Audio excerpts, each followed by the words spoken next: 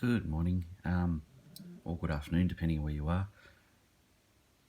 My name's Luke. I just thought, as people have asked, I'd give a go at explaining how I hand sharpen my pencils. Now here you can see the knives I've collected. I'm not really a knife collector. These have all just been purchased for the main reason of sharpening my pencils. Some people use hobby knives, things that are more easily found in art supplies or craft stores. I wanted something a little bit nicer just to carry, so now I think I've got what I want, but I'll sort of explain them going through from the top. The Opinels here, where I kind of started with my knife sharpening collection of utensils. They are very nice. They've got a very sort of thin blade, which makes it easy to sharpen pencils with. The top one really isn't one I used much for it. It was just one that I saw in a shop. It's probably a little bit too fancy for most uses. Now they all fold like so, and they have a locking system. You can lock them closed and lock them open to make them safe. So that's probably one of the main features. They're a fairly cheap knife compared to a lot of, I guess, things you can buy in shops, but they are, perfect for the job. This particular one, the number 6 Opinel, which is a carbon steel, has been sort of a favourite, although I've moved on from this because I found one that's able to hold like a better edge that will do a better job. So that also has the same locking system like so you can lock them open and closed. Then I found the Duk, which is something I believe the French Foreign Legion used as a standard sort of kit knife. Also a carbon steel blade, also very thin, sort of very similar to the Opinels. Very nice. You can see I've gone silly and I've carved my name into things, but such is the nature of being a crazy collector. This is the first Japanese one, which is a Higo no Kami, which I got. The Higo no Kamis are made traditionally like, I guess, the old blades, pardon me for a second, like samurai swords and such in the past, katanas. That's why I thought I'd try them, because I thought they'd be a nice sharp blade. My sharpening job is a little bit simple on this. I'm not an expert at that, so please don't comment about, I guess, scratches on the blade. I'm not doing this to have the most perfect looking blade in the world. I'm doing it because I'm keeping an edge on it. But these do come much less shiny than this. They actually look a lot more basic. I have put a little bit of work into making it shinier. As you can see, I've done the same thing on that handle blade. What I'm using mostly at the moment is a larger version of the same thing. So this is also Higo no Kami Japanese folding knife. This one just has, I guess, a larger blade, which makes it easier for me to do the job that I'm wanting to do with sharpening. So once again, I've sort of had a bit of a go with the whetstones, and sharpen it up and polish it afterwards, so it's really quite sharp, almost too sharp for the job. But if you're going to look for, I guess, what I would call a perfect knife for carrying and sharpening pencils, I think this is the one.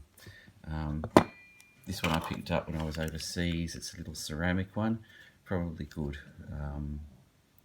if you're wanting to travel really light, because it weighs almost nothing. Okay, so let's get into sharpening a pencil. What I've got here is a good old golden sword, which I discovered a while ago, and the erasable group actually are quite familiar with them now. They come unsharpened. They're a nice sort of cedar style wood, so I thought that would be the best to show you how I do things. Now, I generally take a ridge, like one of the sort of ridges to start with. I judge how sort of long I want the point to be, and I take a fairly decent spinning sort of selection off that. You can see this knife is really sharp. It's chopping right through the whole pencil to the core almost with one push, which I like. This might be a little bit, I don't know, too much for some people. So already with a few shots I've got it to that sort of sharpness. From here I sort of will focus on the length of the lead that's coming out of the wood, getting it to where I want it. Okay. Then I sort of look at the length of the wood again, making sure it's roughly even all the way around. I am sharpening from a bit of a distance to video this, so it's not going to be as easy for me to do as it usually does. And I take off some of the ridges to make it more of a round sharpening. Now I'll have a look at that, and I will actually start to shape the lead like so. Hopefully this isn't too shiny. The knife is glaring in the camera a bit, I can see that, but that's the way it is. So I've got it to this sort of thing, and I'll come back and I'll just take little bits, tiny little slithers of the wood off very gently. That was probably a bit too much because I'm at distance, but anyway. And for the people who've been asking, I don't use sandpaper to finish things off. What I will do is start to scrape down the entire pencil like that, and it sort of evens out the wood to the lead, brings the point down to quite a nice sharp point. But that's roughly how I do it. I like my leads long because I draw, I don't write. For those of you who write, you might want to do it a little bit shorter than I've done it. But generally, that's the process. It's not really that hard. It comes down to the knife that you use. You can see that smoothing out there. And how much time I guess you want to spend on making the pencil look nice at the end. I probably go a little bit crazy and spend a bit more time on it than others do. So there you go. That's hand sharpening with a Japanese folding knife. That's my process. There isn't much more to it. I've just been doing it for a long time, so I recommend getting online, grabbing one of these knives if you can find them. They are on eBay.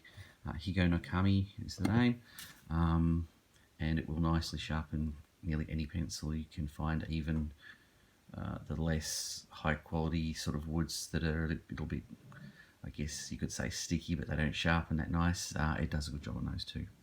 Alright, thank you for watching. I apologise if you hear another noise in the background snorting. It's my dog. He's sleeping on the couch. Okay. Thanks a lot. Have a nice day, guys. Bye.